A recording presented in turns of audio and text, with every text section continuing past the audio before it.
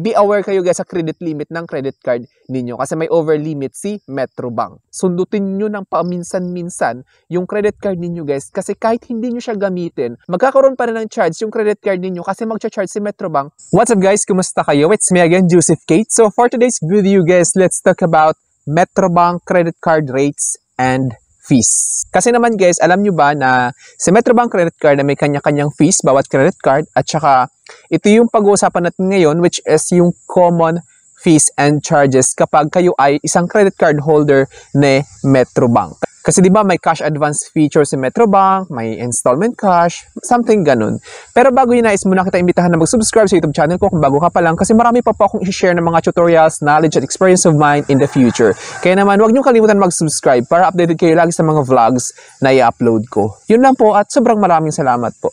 So nandito guys, nakikita nyo naman, may nakalagay dyan, annual fee primary, annual fee supplementary, bank certificate. So yan yung hindi naman ganun ka-importante, which is yung pag-uusapan natin is yung common talaga. So nandito nakalagay, retail monthly interest rate finance charge. So ibig sabihin guys, ay nakikita nyo, 3% monthly interest rate or 36% annually. Kasi 36%, 12 times 3, kasi per month, 3%. So, 36% siya every year. Kasi 3% per month, tapos isang taon is 12 months. So, 12 times 3, 36%. Baka kasi malito kayo.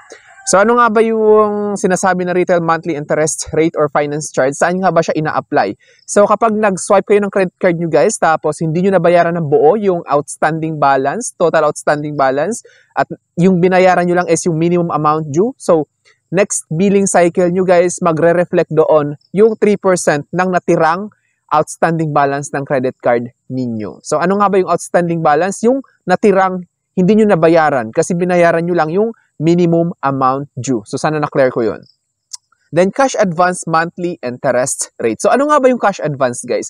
Pag sinabi natin cash advance is yung parang nag-withdraw kayo sa machine, any machine, tapos may cash advance pin kayo which is pinadala ni Metrobank para makapag-withdraw kayo which allows you to withdraw funds from any machine. So, 3% po yung interest rate nila sa cash advance monthly interest rate.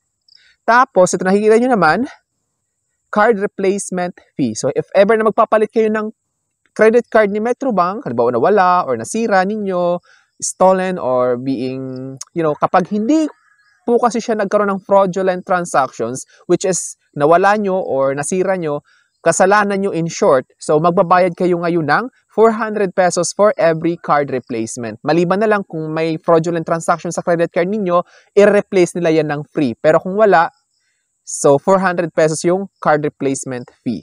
Minimum amount due. So, 1,000 pesos or 3.5% of outstanding balance as of statement date plus over limit amount and past due amount, whichever is higher. So, ano nga ba yung ibig sabihin dito, guys? So, 1,000 pesos siya as is yon. Kapag hindi umabot yung 3.5% ng outstanding balance ninyo. So, sana na-gets nyo yun. 1,000 pesos siya, automatic. Kasi di ba halimbawa yung natira ninyo is, halimbawa 1,000 pesos lang. So, yung 3.5% niya nasa 45 something. I'm not sure. So, 1,000 pesos yon automatic, guys. Pero kapag lumagpas naman yung 3.5% ng outstanding balance ninyo or yung over limit amount sa past due amount, kasi nakalagay guys is whichever is higher. So pag sinabing whichever is higher, alin yung mas mataas dyan? So kung mataas yung 3.5% ng outstanding balance, yun yung i-charge. Pero kung hindi umabot ng 1,000 pesos, automatic yun 1,000. Kahit 500 lang yun, automatic 1,000. It's because as is 1,000 pesos yun. So ulit-ulit tayo. So sana na-clear ko yun. Tapos nakalagay dito naman sa baba, late charge. So pag sinabing late charge guys, this is meaning 1,000 pesos or unpaid minimum amount due, whichever is lower. So, ibig sabihin dito guys, so kung alin dito yung mababa, halimbawa, sa late charge guys, 1,000 pesos yun automatic kapag lumagpas ng 1,000 yung minimum amount due ninyo. So, ibig sabihin, kapag yung minimum amount nyo guys is 800, so 800 yung i-charge. Pero above, umabot ng 2,000, 1,000 lang yung i-charge sa late charge ninyo.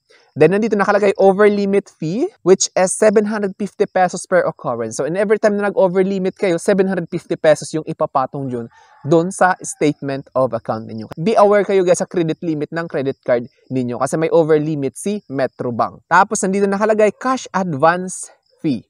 200 pesos per transactions regardless of the cash advance amount. So, kahit na magkano yung kinash advance ninyo guys, 200 pesos lang yung i-charge ni Metrobank sa cash advance fee ninyo per transaction. Installment pre-termination fee. So, ito, i-clear ko to sa inyong installment pre-termination fee. Halimbawa guys, may installment purchase kayo or may installment cash. Kapag gusto nyo nang tapusin or bayaran na ninyo para wala na kayong utang or what, para matapos na yung bigat ng nararamdaman ninyo, nakalagay dito, installment pre-termination fee. Kasi hindi pa naabot yung termination date. So, gusto niyo nang bayaran. So, considered siya as pre-termination. So, may pre-termination fee sila, which is 5% of the remaining principal balance or 550 pesos, whichever is higher. So, kapag hindi umabot ng 550 pesos, yung 5% ng natitira ninyong i-installment, automatic siya 550 pesos. Tapos pag umabot ng mahigit 550, yun yung i-charge. It's because nakalagay dito, whichever is higher. So kung alin yung mas mataas, yun yung susundin. Tapos nandito naman, account maintenance fee. Sa account maintenance fee guys, 200 pesos or an amount equivalent to credit balance, whichever is lower. So, kung magkano yung equivalent sa credit balance ninyo guys, yun yung i-charge kung hindi siya umabot ng 200. Pero kung lumagpas ng 200, 200 pesos lang yung i-charge kasi nakalagay whichever is lower. Will be charged monthly to accounts with overpayments that are closed or active accounts that have no activity for the 12 months until the credit balance is zeroed out. So, sana na-gets nyo guys, kasi ibig sabihin dito, 200 pesos yung i-charge sa equivalent sa credit balance ninyo kapag hindi siya nagkaroon ng transactions within 12 months. So, kailangan may transactions yung credit card ninyo within 12 months. It's because kapag wala siyang transaction within that month, ibig sabihin, whichever is lower nakalagay dito 200 pesos siya or an amount equivalent to credit balance. Halimbawa, may outstanding balance yung credit card ninyo, kung nasa 200 pesos bababa yung credit balance ninyo, yun yung i-charge doon.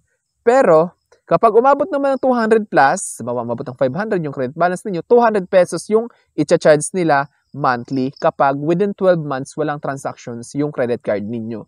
So, kailangan sundutin nyo ng paminsan-minsan yung credit card ninyo guys kasi kahit hindi nyo siya gamitin, magkakaroon pa rin ng charge yung credit card ninyo kasi mag-charge si Metrobank kung may credit balance kayo sa credit card ninyo sa Metrobank. Kaya kailangan nyo pa rin gamitin kahit paminsan-minsan kasi nakalagay dito guys that are closed or active accounts that have no activity for the past 12 months until the credit balance is zeroed out.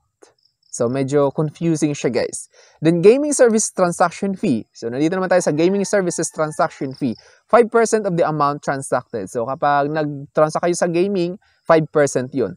Then, refund fee, 1% of the refund amount of the 100 pesos, whichever is higher, for every refunded request. So, installment processing fees, nandito tayo ngayon, for every approved installment. So, for 350 pesos for cash to go or balance transfer.